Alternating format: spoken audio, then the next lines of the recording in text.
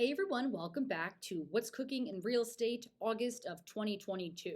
It has been definitely a very interesting summer, and I'm here to break down to you all what we saw in inventory, prices, demand, interest rates, all that fun stuff, and where we kind of see the market heading in the future. It can be hard for the average consumer, the average Joe, to kind of keep track of what's happening in real estate because so much of the news and the media talk is really so far behind the eight ball, right? You're hearing about what was happening in May and June, and yet here we are in August and the situation has changed. So let me kind of go through what we saw this summer. With the fear of a recession coming, we definitely did see an influx of inventory. A lot of sellers wanted to take advantage of the hot market still, the super high prices, before it disappeared.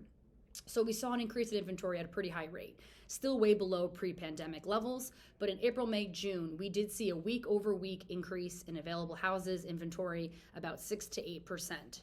And a lot of experts thought, okay, we're going to see inventory really increase to the end of the year. But something interesting happened in July. It started to kind of decrease again, about 3 to 4% week over week. And now we're in August, and so far, week over week, we've seen a 1% increase. So even though we had a bit of a burst of inventory in the earlier summer, we're already back down to very few listings coming on week over week.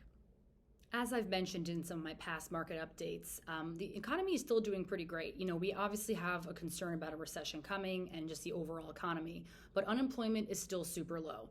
The only way we're really going to see a big influx of inventory that might shift it from a seller's market to a balanced market or potentially even a buyer's market is if we see a lot more inventory hit the market. And one factor that could cause that relatively quickly would be unemployment. So let's say in January we have some big layoffs and there are people, homeowners, that are nervous that they cannot afford their house anymore. It usually takes, in a situation of a distressed seller like a foreclosure or a short sale, what have you, it usually takes a while for that inventory to even hit the market. So let's say we have job losses January of 2023. It might be 6 to 9, 12 months before that inventory even hits the market. So for the foreseeable future, we don't really see a circumstance in which we're going to have a ton of inventory. So we're still seeing, low number of houses for sale. Buyer demand is definitely still there.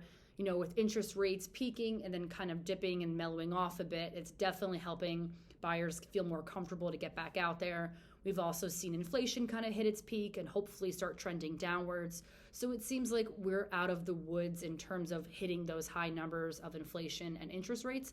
Obviously, things can change, but there is a lot of positive feedback from buyers in the market and feeling a bit more comfortable. We're seeing a few more price reductions in potentially sellers that were overvaluing their home. And we are seeing, maybe a little less action on a house. Maybe instead of 15 offers, we're seeing 6. Instead of going 50, 60 grand over asking, we're seeing 15, 10, 20. Still high, but not nearly as competitive as it was, in the earlier parts of this year. So the projections for the rest of the year are going to see a little bit more inventory than last year, but potentially not as much as we had anticipated at the rate it was going up in the early parts of the summer.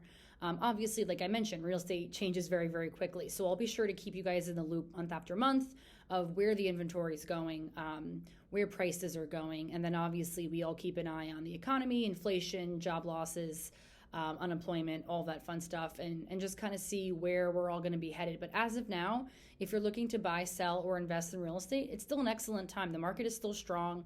Buyer demand is still there. And it's still a great time to do all those things if it's the right time for your family. If you need more space or you have a growing family or you need to downsize, those are life events that you can't wait for the economy to accommodate. We're still in a great time to do all those things. It's just a matter of building a plan out with me, figuring out the timing, our strategy, and making sure that at the end of the day, we get to where you want to be, whether it's buying, selling, or investing. So I'm here to answer any questions you may have about some of this data. I'm happy to share with you local data in your own town about, average sales price, days on market, and all that fun stuff. So just reach out to me and I'll be happy to put you on a campaign where it goes into all that fun data that I look at and pour over week, to kind of give you guys an idea of what we're facing currently. So until next month, that is what's cooking in real estate, and I hope to talk to you guys soon. Bye.